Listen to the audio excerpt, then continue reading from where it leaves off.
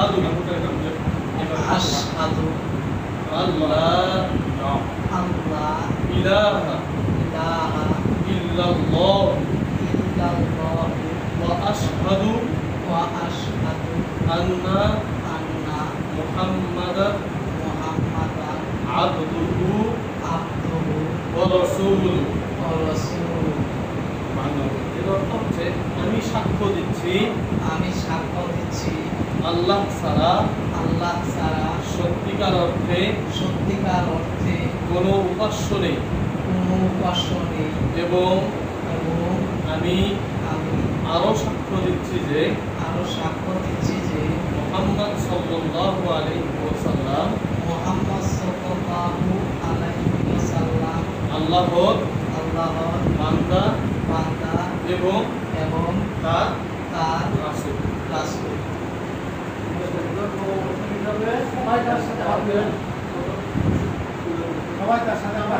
আমরা আমাদের স্থান থেকে এই উপরে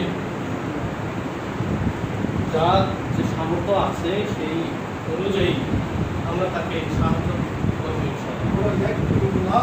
একফিরুল্লাহ مولانا মাওলানা ولكم আল্লাহু اللهم আল্লাহুম্মা في محبتي মাহব্বাতি لله বিল্লাহি ورسوله ওয়া রাসূলিহি।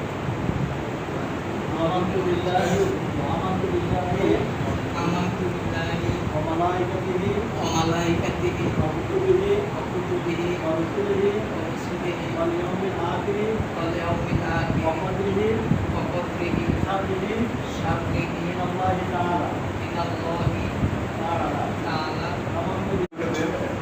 ইসলাম গ্রহণ করার পর প্রথমত আপনি পরিবারকে আপনাকে ত্যাগ করতে হবে, কষ্ট ক্লেশ এর মধ্যে আপনাকে জীবনযাপন করতে হবে, শুধুমাত্র এটা আল্লাহর জন্য। আমরা যদি সাহাবী করতে করতে তার অর্থ সম্পদ যখন অনেক বেশি হয়ে যায়, পরবর্তীতে ইসলামকেই নিয়ে আমি শুধু থাকবো, আমার যা কিছু আছে সবকিছু আমি ত্যাগ করলাম, এরকম ইচ্ছা সংকল্প নিয়ে কি আপনি ইসলাম গ্রহণ করতে ইচ্ছুক? ইসলাম এর অর্থ হচ্ছে শান্তি। রাসূল সাল্লাল্লাহু আলাইহি ওয়াসাল্লামের একটা হাদিস আছে, ইন্নাল ইসলামা ইয়াহদিমু মা কানা ক্বাবলাহু। নিশ্চয়ই কোন ব্যক্তি যখন অন্য ধর্ম অবলম্বন ত্যাগ করে ইসলাম ধর্মে আগমন করে আসে, নতুন ভাবে জীবন যাপন করে, রাসূল সাল্লাল্লাহু আলাইহি ওয়াসাল্লাম বলেছেন এই ব্যক্তির পূর্বের যত পাপ